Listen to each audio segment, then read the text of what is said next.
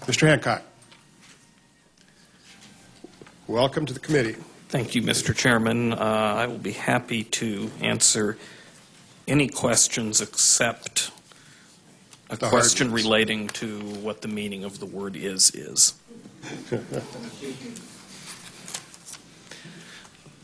Mr. Hancock, if you would start us through Senate Bill 1068, and committee, as this proceeds, if you have questions, Mr. Hancock, I'm sure we'll take them at that time. Mr. Chairman, that is the labor bill. Is that correct? That's correct. Okay.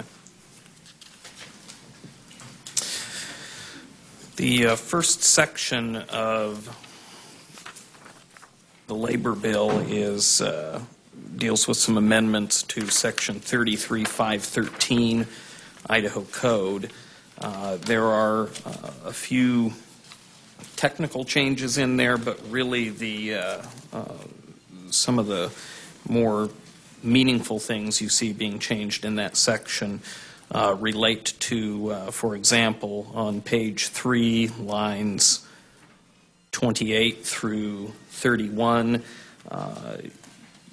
some language relating to the Wage Claims Act. This is some language that came to us from some of the Board of Trustees or the School Boards Association attorneys. And then you also have language... Mr. Chairman? Senator Winder. I would kind of like to take this one page at a time, Jason, because when we went through and did the print hearing, we really didn't do that, and we skipped around a lot, and it was very difficult to follow what was going on. So, for instance, on page 3, Mr. Chairman, if I might ask. You may. Thank you. Line 16, 17, and 18 talks about a default period of 21 days. Why 21 days? Why not allow the school board the opportunity to decide what they think is appropriate? Mr. Hancock. Mr. Chairman and Senator Winder, the language actually does allow the school board to make that determination. All this language really does is it establishes a default period of time wherein a teacher would have to return the individual employment contract with their signature on it to the school district.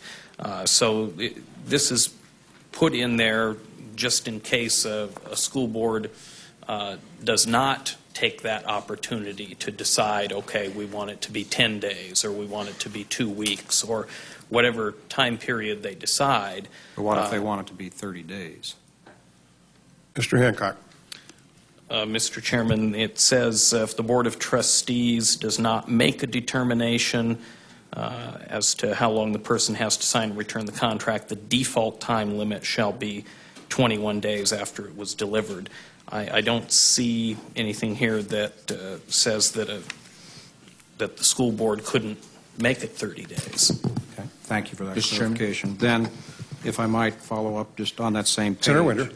Thank you, Mr. Chairman. Lines 28 through 31 that you referred to, Mr. Hancock talks about in the last part of that, notwithstanding the provisions of the Idaho Wage Claims Act or any other provision of law.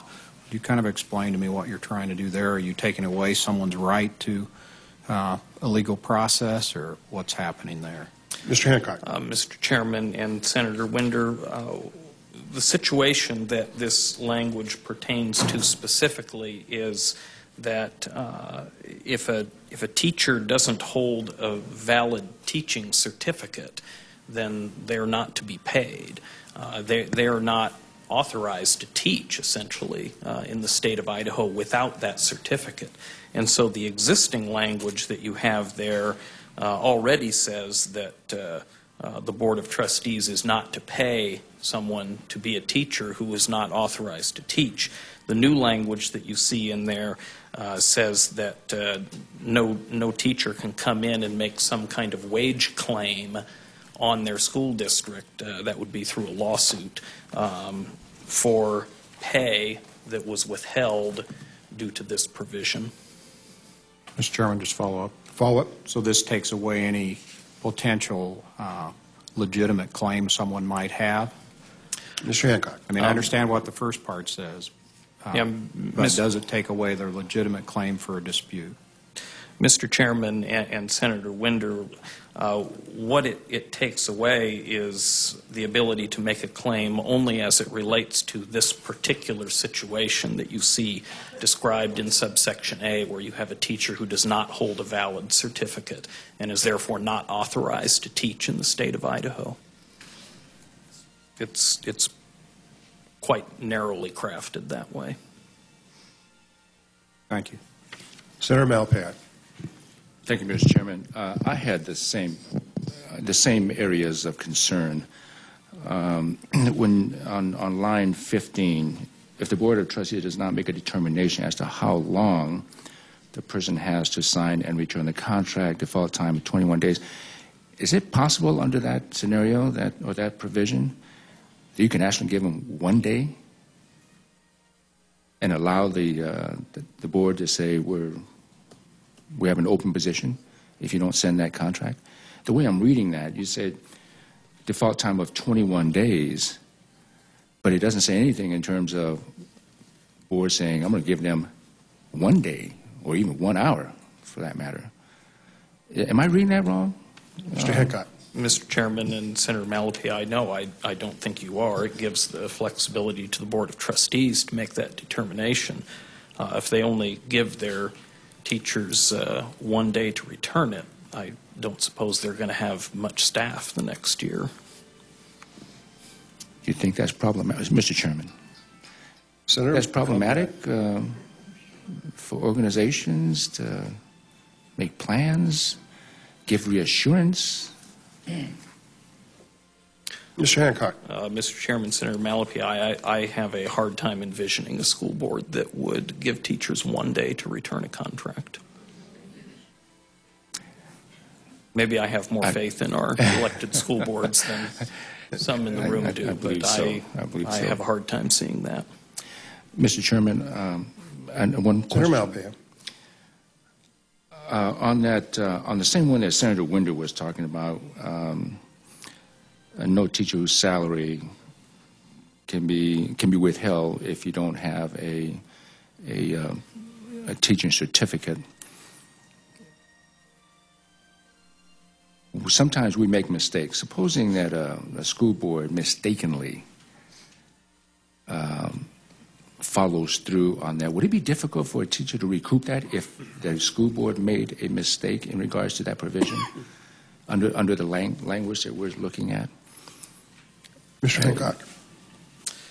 Mr. Chairman and Senator Malpass, I believe you're asking a question that would be proper for an attorney to answer. I am not an attorney.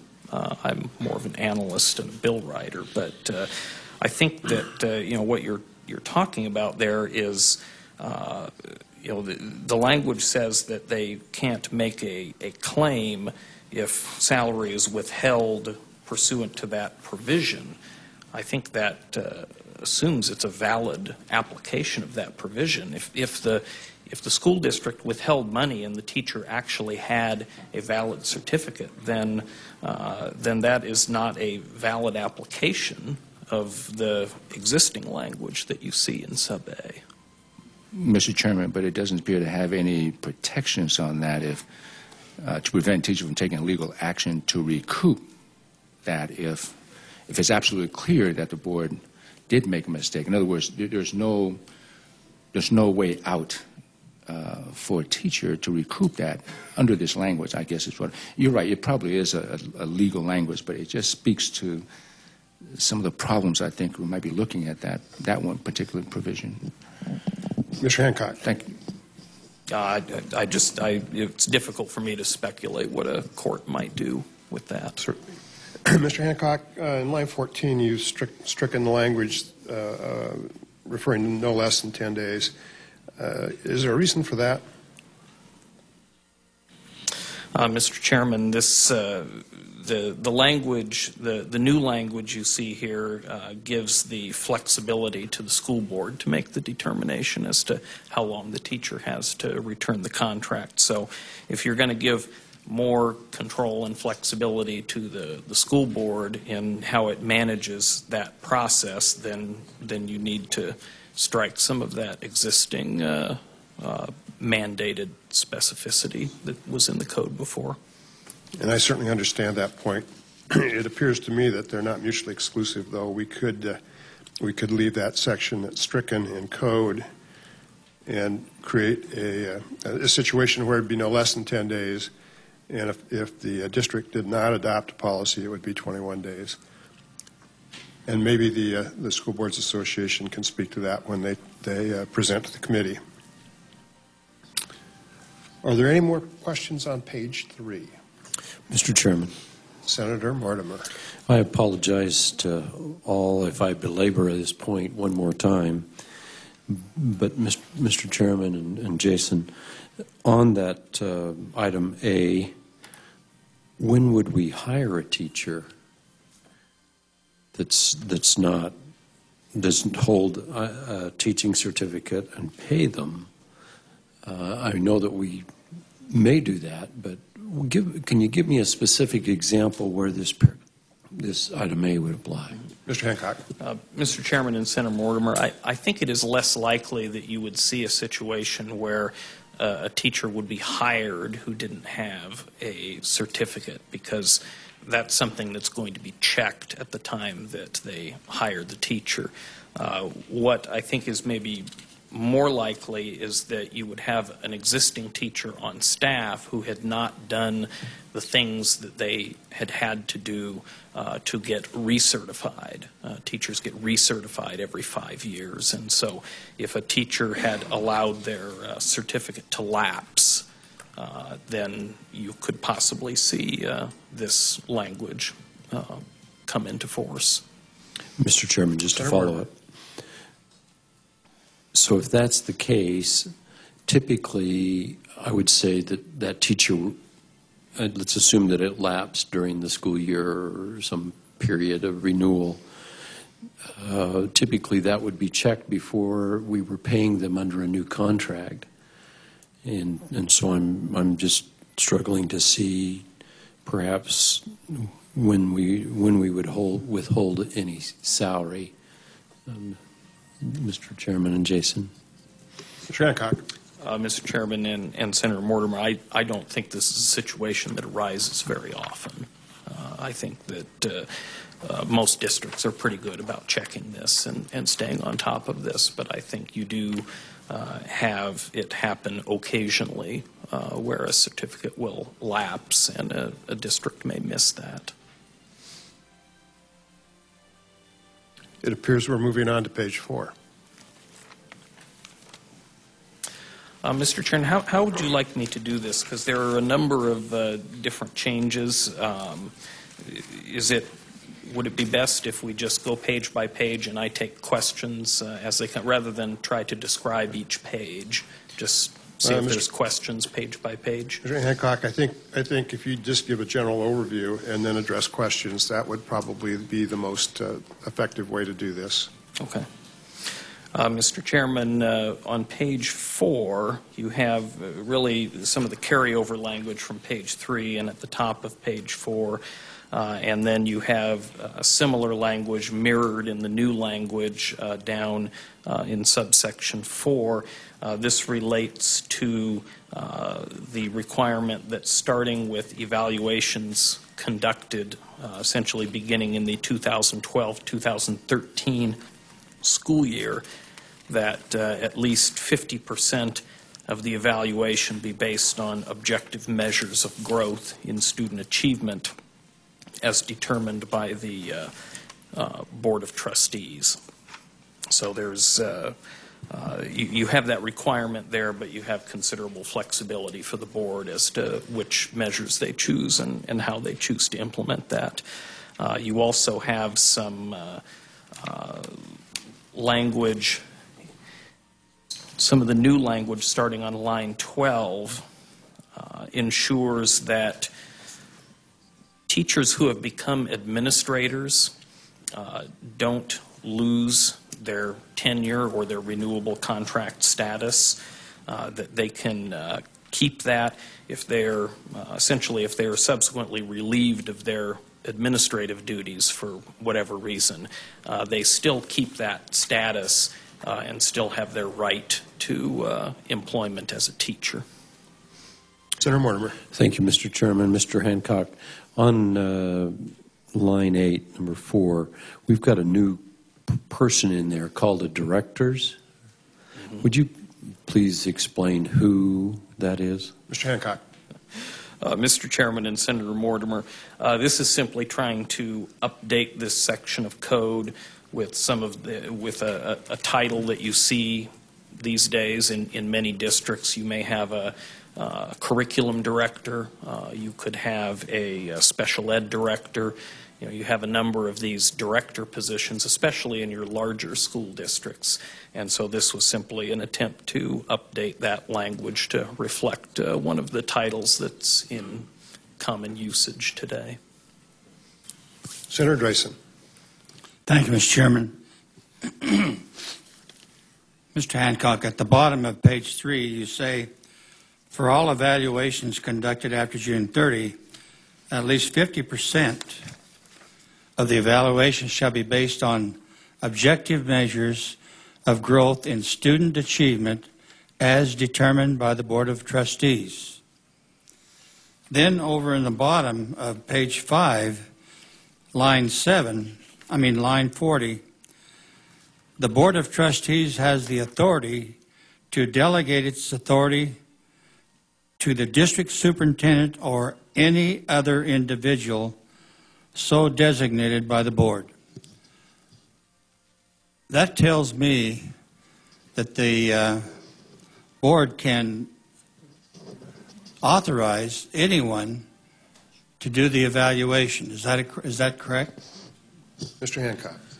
Mr. Chairman and Senator Andresen, I believe if you read the language in sub 7 there, it is talking about the action to place an employee on suspension or an involuntary leave of absence, and then that decision, if that action has been done by someone other than the board, by someone they've delegated that authority to, such as a superintendent or someone like that, that the board then has to, at its next meeting or no later than 21 days after that action, they have to meet and either ratify or nullify, I know that's a hot word these days, the action of the person that they delegated that authority to. So it's a little bit different than the evaluation piece. This is language dealing with suspension of an employee.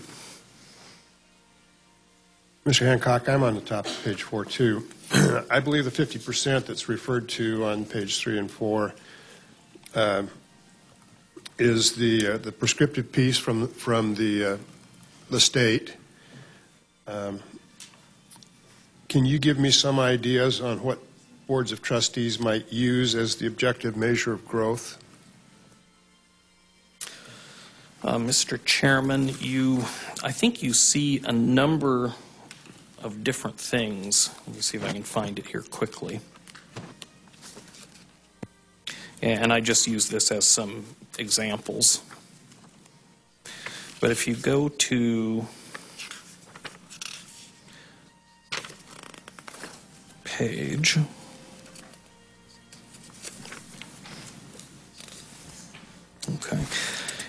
if you go to page 40 of the other bill, the reform bill, 1069, I believe, and go down to line 40 of page 40,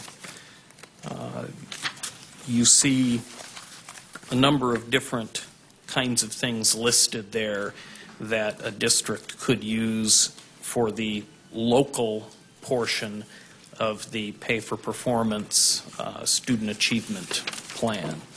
And I think there are a number of things on this list that would qualify as objective measures of growth in student achievement. You can just go down the list: student test scores, student graduation rate, student dropout rate, percent of graduates going on to post-secondary or entering military service, making federally approved adequate yearly progress, students successfully completing dual credit. Those are some of the kinds of things you see in that list. Thank you. Senator LaFavor. Thank you, Mr. Chairman. Jason, I guess in setting hard targets upon which an individual is going to be evaluated, there are instances where where you're dealing with classroom staff below and where even a school may face a crisis of some kind. And while that superintendent, or while that principal or superintendent or teacher may have acted admirably in getting those kids through that, the objective measures of student achievement may have really suffered in a year like that. How do you expect under kind of these hard 50% evaluation criteria that a district will deal with that? Mr. Hancock. Mr. Chairman and Senator LaFavor, I suppose if they had a particular situation that was unusual, that represented some kind of crisis or emergency, you do have the Board of Trustees has full flexibility here to determine what measures they're using and what benchmarks they set. And if they feel like the situation that has developed that year in the school district warrants adjusting those benchmarks, then I think this language places that fully within their bailiwick. Mr. Chairman? Follow-up.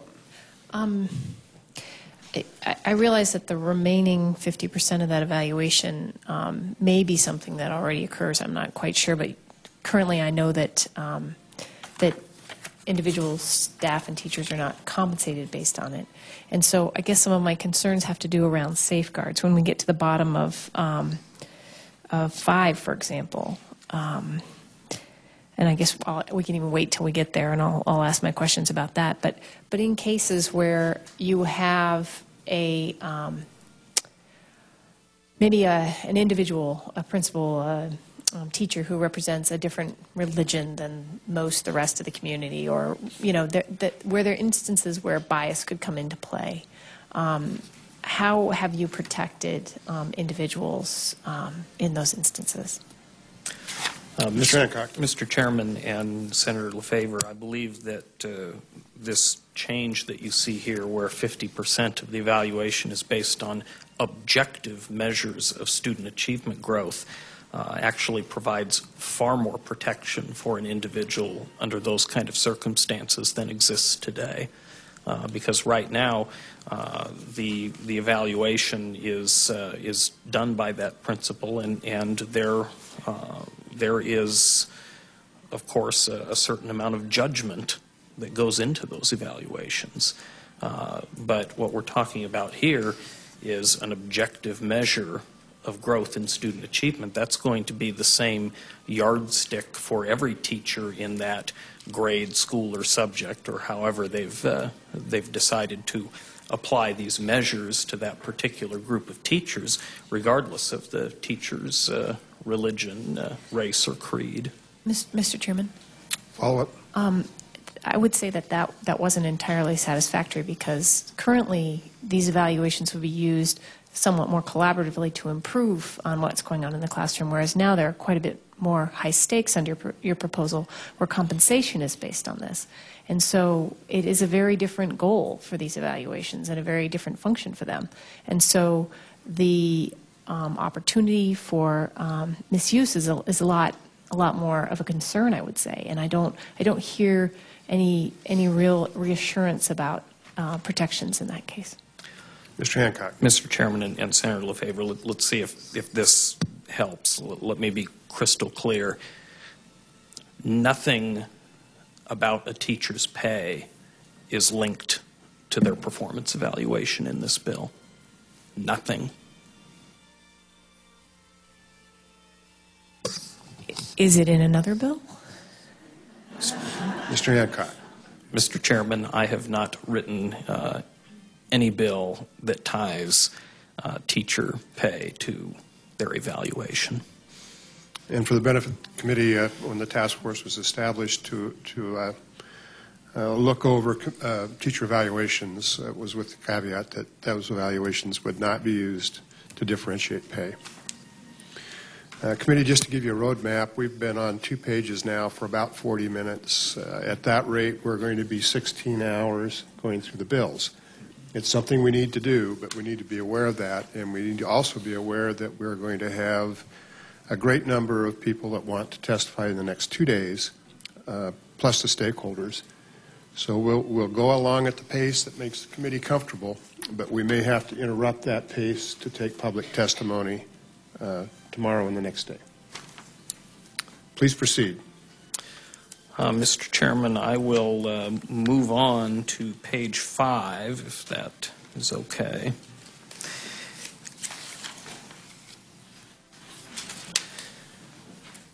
And some of the new language you see here deals with the scope of the review that a court would perform if a decision of the school board were being appealed to the district court as it related to an employee. And so you see that spelled out here in lines 27 through 32, the different things that a court could ultimately end up overruling a board of trustees in their decision to, for instance, dismiss an employee. And then you have some of the language down below in 6 and 7, which we talked about with the question that Senator Andresen asked relating to the delegation of authority in placing employees on suspension. Mr. Chairman. Senator Malpass. Thank you, Mr. Chairman. Jason, on this provision on line number 23, are we telling the courts what they can or can't do under these circumstances when we're looking at